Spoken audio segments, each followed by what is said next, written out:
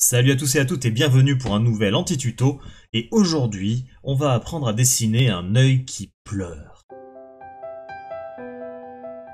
Alors pourquoi un œil qui pleure? Parce que des fois, quand on dessine une histoire ou juste quand on fait un dessin, on a envie de transmettre l'émotion de la tristesse. Ça arrive, c'est comme ça, c'est pas moi qui dessine. Donc pour ça, on va aller directement sur Photoshop.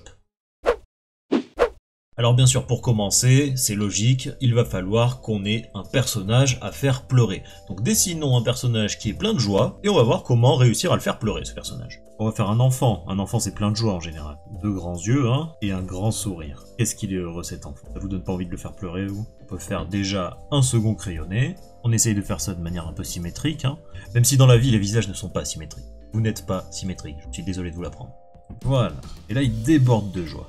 Alors, si je n'ai pas pris de référence pour cet anti-tuto, bien sûr, c'est parce que j'ai une grande expérience dans le fait de faire pleurer des enfants. Donc, si comme moi vous avez dessiné un modèle de ce genre-là, vous avez normalement très envie de le faire pleurer. Et c'est ce qu'on va voir ensemble. Comment faire pleurer un enfant? Il y a toutes sortes de manières de faire pleurer un enfant. Vous pouvez lui voler son jouet préféré, menacer toute sa famille, tout ce genre de choses. Mais s'il y a bien une chose qui fonctionne et qui en plus est bio et équitable, c'est quand même la technique dite de l'oignon. Mais alors c'est quoi la technique de l'oignon?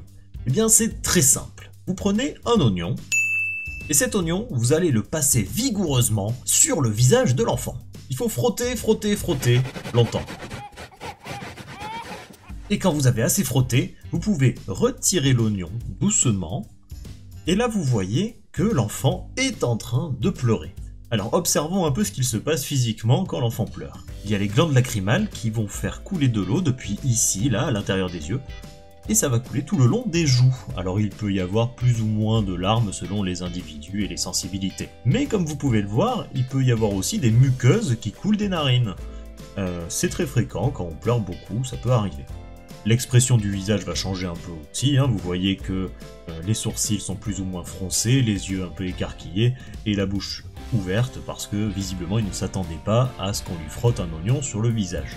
Une fois que vous avez pris tout ça en considération, maintenant il faut trouver des contextes pour faire pleurer cet enfant. Ça peut être très important pour une histoire de bien amener le moment où l'enfant pleure, on va voir deux exemples.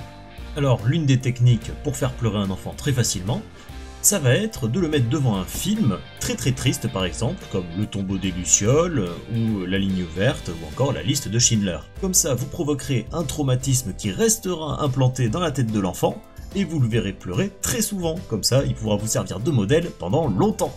D'ailleurs vous aussi vous risquez de pleurer à ce moment-là et vous pourrez vous prendre vous-même comme modèle pour faire pleurer les personnages en dessin. On va voir maintenant une dernière façon de faire pleurer l'enfant, vous allez voir c'est un peu différent. Pour ce dernier exemple on va avoir besoin d'un outil. Alors on va prendre un tournevis, comme vous pouvez le voir ici. Et que va-t-on faire avec ce tournevis, d'après vous? Eh oui, vous l'avez deviné, on va mettre le tournevis dans l'enfant en passant par l'œil. Et vous allez voir que ça va provoquer une sorte de pleur, mais un peu différent. On le déplace, on le fait pivoter, c'est plus aérodynamique, ça rentrera plus facilement. Alors déjà, il devrait disparaître le tournevis derrière la cavité orbitale.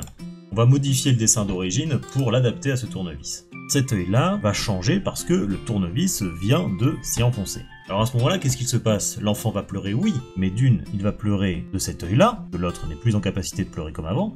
Mais si l'œil du tournevis pleure, ce sera du sang, ce ne sera pas des larmes. Il y avait un piège. Mais la physique du fluide reste la même de toute façon. Alors bien sûr, je suis obligé de vous le dire, ne faites pas ça chez vous. Les tournevis, ça s'abîme parfois facilement. N'esquintez pas les tournevis pour ça. Et voilà, je vous ai donné 3 techniques pour apprendre à dessiner des yeux qui pleurent. J'espère que cet anti-tuto vous aura été utile, et on se retrouve pour d'autres anti-tutos plus tard. Ciao tout le monde!